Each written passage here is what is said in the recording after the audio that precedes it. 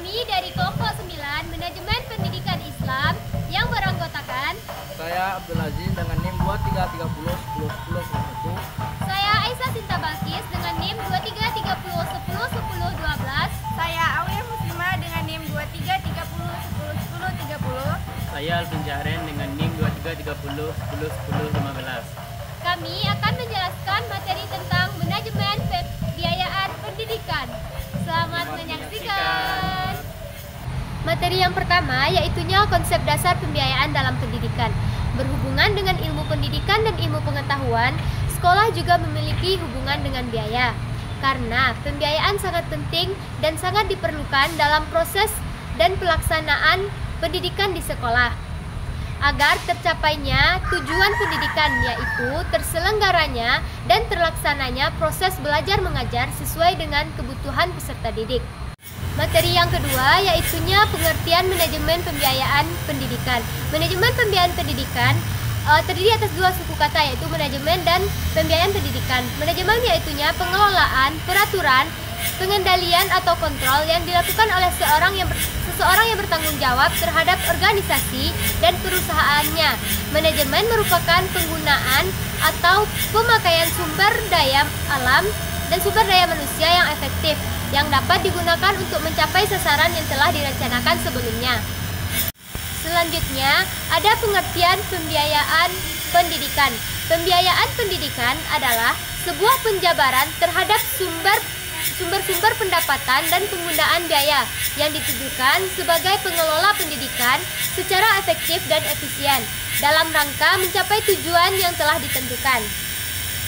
Jadi, inti dari manajemen pembiayaan dalam lembaga pendidikan adalah mencari dana secara kreatif dan maksimal, menggunakannya dengan jujur, serta bertanggung jawab secara objektif. Dapat dikatakan bahwa pembiayaan pendidikan merupakan sebuah analisis dari semua sumber pendapatan biaya, penggunaannya, dan pengeluarannya, agar pendidikan berjalan dengan efektif dan efisien untuk mencapai tujuan yang diinginkan. Materi ketiga adalah karakteristik pembiayaan dalam pendidikan. Karakteristik dalam pembiayaan dalam pendidikan ada 4. Pertama, pembiayaan dinyatakan dalam bentuk keuangan dan dalam bentuk satuan selain keuangan. Kedua, pembiayaan pada umumnya meliputi dalam jangka waktu 1 tahun. Ketiga, semua usaha pembiayaan sebelumnya disetujui oleh pihak yang memiliki kewenangan lebih tinggi dari penyusunan pembiayaan. Keempat, ada kegiatan kinerja keuangan yang dilakukan secara berkala, harus dibandingkan dengan pembiayaan dan selisihnya. Selanjutnya, asas-asas manajemen pembiayaan pendidikan. Yang pertama, asas plafon, yaitu semua pembiayaan yang diminta kepada pihak tersebut tidak melebihi jumlah maksimum yang telah ditetapkan sebelumnya. Yang kedua, asas pengeluaran, yaitu semua bentuk pengeluaran pembelanjaan itu didasarkan kepada mata anggaran yang telah ditetapkan sebelumnya.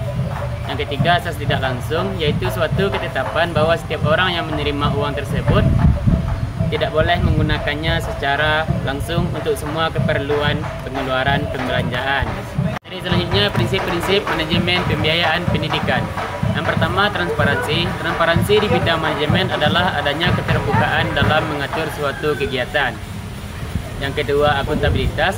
Akuntabilitas adalah sebuah keadaan seseorang yang diperhatikan oleh orang lain karena kecakapan kinerjanya dalam menyelesaikan tugas.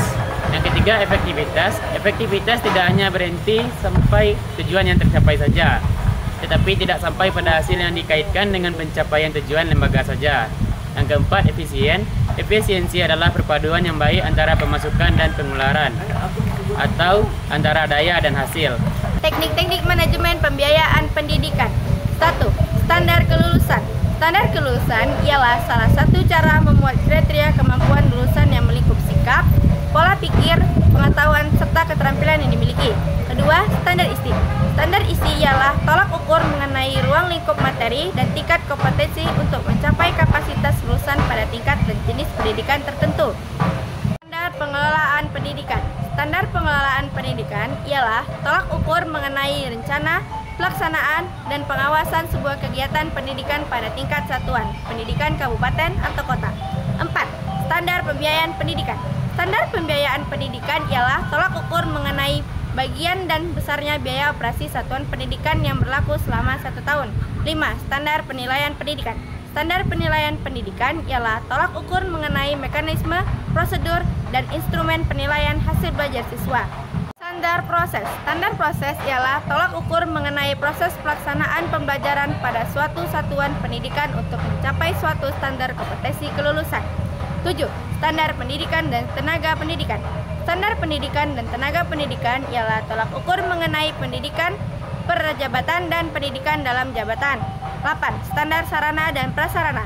Standar sarana dan prasarana ialah tolak ukur mengenai belajar tempat beribadah, tempat berolahraga, perpustakaan, laboratorium, taman bermain, tempat berkreasi, serta sumber belajar lainnya yang digunakan untuk menunjang proses pembelajaran, termasuk juga penggunaan teknologi informasi dan komunikasi atau TIK. Fungsi-fungsi manajemen pembiayaan pendidikan. 1. Fungsi planning atau perencanaan. Fungsi planning atau fungsi perencanaan adalah pemilihan kebenaran dan hubungan kebenaran-kebenaran serta penggunaan pola pikir untuk merumuskan masalah agar tercapainya sebuah tujuan yang diinginkan. 2. Fungsi pengorganisasian. Penyusunan berbagai macam kegiatan yang digunakan untuk pencapaian sebuah tujuan. Dalam hal ini dilakukan pemilihan faktor-faktor tenaga yang cocok untuk melaksanakan sebuah pekerjaan. Fungsi pertanggungjawaban adalah fungsi yang memotivasi semua anggota kelompok untuk berusaha semaksimal mungkin harus sesuai tanggung jawab untuk mencapai sebuah tujuan tersebut. 4. Fungsi pengawasan. Proses ini bertujuan untuk mencapai standar yang telah ditetapkan melalui dari apa yang akan dilakukan sampai apa yang harus diperbaiki. 5. Fungsi pergerakan. Suatu fungsi yang dapat dilakukan oleh pihak-pihak yang bertanggung jawab dalam pelaksanaan sebuah pekerjaan untuk mencapai tujuan yang diinginkan tercapai. Manajemen pembiayaan pendidikan untuk meningkatkan mutu pendidikan. Suatu konsep mutu pendidikan mengacu pada pemasukan maupun pengeluaran. Dalam buku, manajemen menyebutkan bahwa bagian dari sumber yang penting adalah salah satunya sumber yang siap dan telah tersedia. Pemasukan suatu hal yang diperlukan untuk berlangsungnya pendidikan, proses di sekolah. Sedangkan pengeluaran sekolah adalah suatu keberhasilan dari proses pembelajaran. Secara garis besar, pengeluaran dibagi menjadi 2 macam, yaitu pengeluaran berupa prestasi baik, itu akademik maupun non-akademik. Tidak adanya manajemen pembiayaan di sekolah akan menyebabkan proses belajar mengajar tidak akan lancar, dan jika manajemen pendidikan pembiayaan pendidikan tidak belajar efektif, maka tujuan dari pendidikan tidak akan tercapai. Manajemen pendidikan pembiayaan memiliki keterkaitan hubungan yang kuat dengan mutu pendidikan dalam suatu kependidikan. Oleh sebab itu, dengan kinerja sekolah yang baik menjadi harapan manajemen-manajemen yang lain juga ikut berjalan baik sehingga akhirnya dapat menghasilkan siswa atau peserta didik yang memiliki mutu tinggi.